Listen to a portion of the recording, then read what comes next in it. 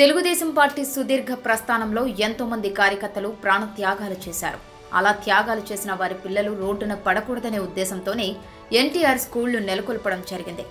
అట్టడుగు అనాథ బాలల కోసం ఎన్టీఆర్ ట్రస్ట్ ఆధ్వర్యంలో ఎందరికో మేలు జరిగాయి.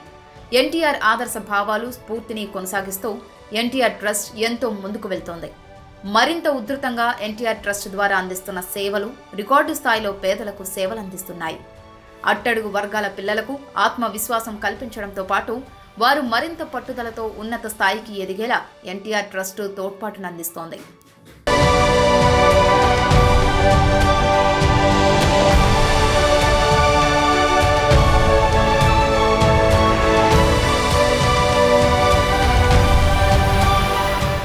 కన్న తండ్రిని రాజకీయ ఆధిపత్యం కోసం వైఎస్ఆర్ మనుషులు కడతీర్చారు.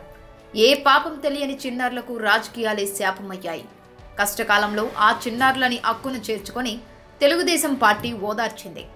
చిన్నారుల భవిత బాధ్యతలు తీసుకొని ఎన్టీఆర్ ట్రస్ట్ బడిగా నిలిచింది.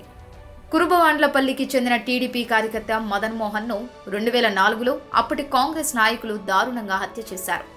కంటికి రెప్పలా కాచే తండ్రి దూరం కావడంతో పిల్లలు సాయి చరణ్, మోహన్ భవిష్యత్తు అగమ్య గోచరమైంది. అయితే తెలుగుదేశం పార్టీ ఇంటికి పెద్దలా ఉండి మదన్ మోహన్ పిల్లల బాధ్యతలు స్వీకరించింది.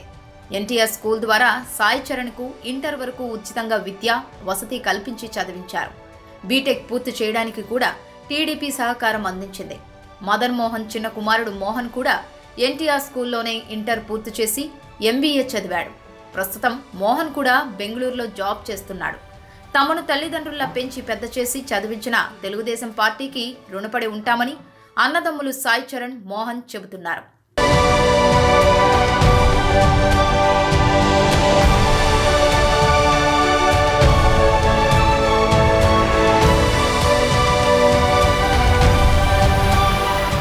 ప్రస్తుతం యువగళం పాదయాత్రలో నారా లోకేష్ను మదన్ మోహన్ కుమారులు సాయి చరణ్, మోహన్ కలిసి కృతజ్ఞతలు తెలిపారు.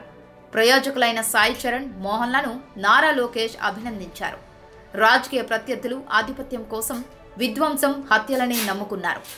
తెలుగుదేశం విద్యా వికాసానికి కృషి చేయడం, ఉద్యోగ ఉపాధి అవకాశాలు కల్పించడం వంటి మానవత్వ విలువలు పెంపొందించడం వంటి నిర్మాణాత్మక వైఖరితో దశాబ్దాలు కృషి చేస్తూనే ఉంది.